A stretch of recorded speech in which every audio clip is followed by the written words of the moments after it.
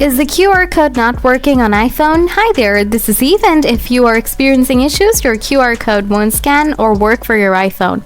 Now, if you want to solve QR issues on your iPhone, try out these quick processes on iPhone to solve your issues. So, let's get started. Solution 1. Enable or disable the scan QR code on iPhone. Open Setting, scroll down, tap Camera. Now first, you need to toggle on Scan QR code. Now, if these are already enabled, then turn it off and turn it back on. Solution 2. Restart your iPhone.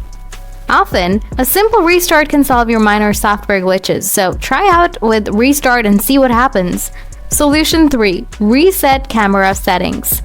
Go to Settings, scroll down, tap General, tap Transfer, and Reset.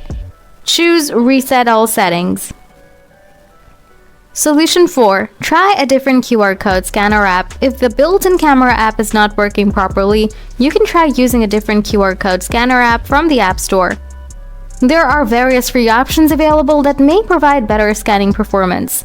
If the issue persists even after following these steps, please let me know in the comment section. Thanks for watching.